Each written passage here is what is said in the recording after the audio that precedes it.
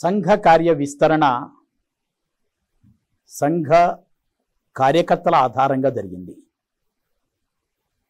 ఒక శాఖలో తయారైనటువంటి సంఘ కార్యకర్త శాఖ లేని మరో స్థలానికి వెళ్ళి అక్కడ సంఘ శాఖను ప్రారంభించి ఆ బస్తీలోనే గొప్పనైనటువంటి ప్రభావాన్ని కలిగించారు. దీనికి ఉదాహరణగా పరమ పూజనీయ బాలాసాహెబ్ దేవరస్ యొక్క బాల్య జీవితంలో మనకి కనిపిస్తుంది. బాలాసాహెబ్ దేవరస్జీ మొహితేవాడ శాఖకు సంబంధించినటువంటి కార్యకర్త. ఆ రోజున నాగపూర్లో 3-4 శాఖలు నడుస్తూ ఉండేవి. ఇతవారీ ఏరియా, ఇతవారీ భాగ్, ఆ ప్రదేశంలో శాఖ లేదు. అక్కడ శాఖ ప్రారంభించాలనేటువంటి ఆలోచన వచ్చింది. పూజనీయ డాక్టర్జీ మొహితేవాడ శాఖలో ఉన్నటువంటి బాలాసాహెబ్ దేవరస్ని, మధుకర దత్తాత్రేయ దేవరస్ అంటారు వారిని, బాలాసాహెబ్జీని పిలిచి ఇతవారీ ఏరియాకి వెళ్ళు, అక్కడ సంఘ శాఖ ప్రారంభం చెయ్యి అని చెప్పి ఆదేశించారు. వెంటనే బాలాసాహెబ్ దేవరస్ నాగపూర్లో ఉన్నటువంటి ఇతవారీ ఏరియాకి వెళ్ళారు. ఆ ఇతవారీ ఏరియా, ఆ ప్రదేశము కార్మికులతో, చిన్న చిన్న వ్యాపారులతో, మధ్యతరగతి కుటుంబీకులతో, బీదవారితో నిండి ఉన్నటువంటి ఒకానొక ప్రదేశం.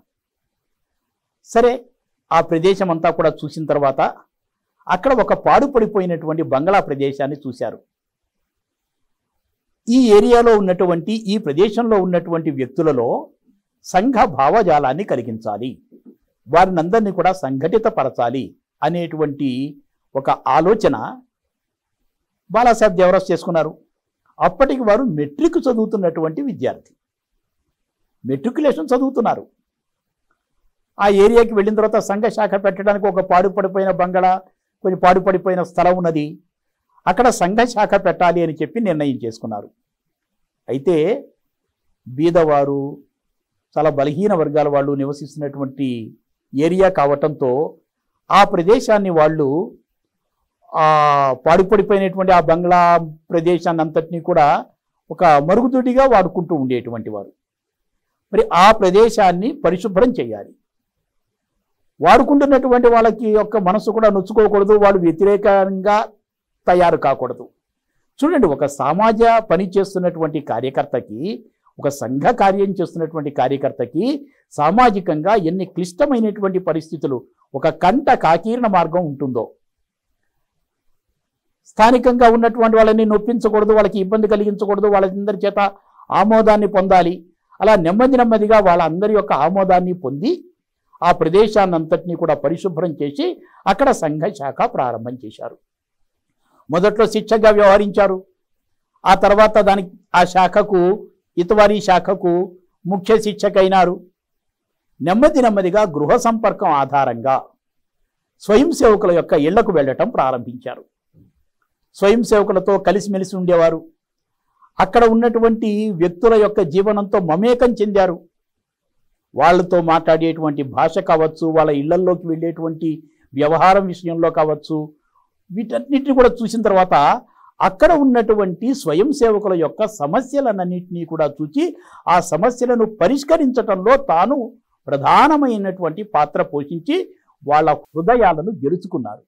వాళ్ళకి విద్యా సౌకర్యాన్ని కల్పించారు. బాలాసాహెబ్ సహజంగానే మేధావి, చురుకైన విద్యార్థి, తెలివిగల విద్యార్థి. వెనుకబడినటువంటి విద్యార్థులకు చదువు చెప్పడం ప్రారంభించారు. చదువులలో మార్గదర్శనం చేయటం ప్రారంభించారు. వైద్యపరమైనటువంటి సమస్యలు వచ్చినప్పుడు వారికి సలహాలు ఇవ్వటం ప్రారంభించారు. వాళ్ళు ఏవైనా పనులు చేసుకుంటుంటే ఆ పనులలో వాళ్ళకి సహకరించడం ప్రారంభించారు. ఆ విధంగా ఆ ఇతవారీ ఏరియాలో ఉన్నటువంటి ఆ కుటుంబాలలో, కుటుంబ సభ్యులలో బాలాసాహెబ్ దేవరస్ ఒక సభ్యుడైపోయినాడు. కుటుంబాల యొక్క హృదయాలనే చూరగొన్నటువంటి ఒక యోగ్యమైనటువంటి సంఘ కార్యకర్తగా స్థానాన్ని సంపాదించుకున్నాడు. అందరూ సంఘ శాఖకు రావటం ప్రారంభమైంది. సుమారుగా రమారమి 100 మంది పైగా స్వయం సేవకులు అక్కడి సంఘ శాఖకు వస్తూ భారతమాతకు జయకారాలు పలుకుతూ ఒక సంఘటన స్వరూపాన్ని ఆ ఇతవారీ శాఖలో మనకి కనిపింపచేశారు. ఆ విధంగా సమాజాన్ని సంఘటితం చేయటంలో ఒక దీపంతో మరొక దీపం వెలిగించినట్లుగా ఒక శాఖలో తయారైనటువంటి కార్యకర్త మరొక ప్రదేశానికి వెళ్ళి శాఖ లేని ఆ స్థలంలో శాఖను ప్రారంభించి అనేక మందిని స్వయం సేవకులుగా మలచటంలో బాలాసాహెబ్ దేవరస్ కృతకృత్యులైనారు. ఈనాడు సంఘ కార్యం చేస్తున్నటువంటి స్వయం సేవకులకు అందరికీ కూడా ఇది ఒక ఆదర్శప్రాయమైనటువంటిది, ఇది ఒక వెలుగుబాట లాంటిది.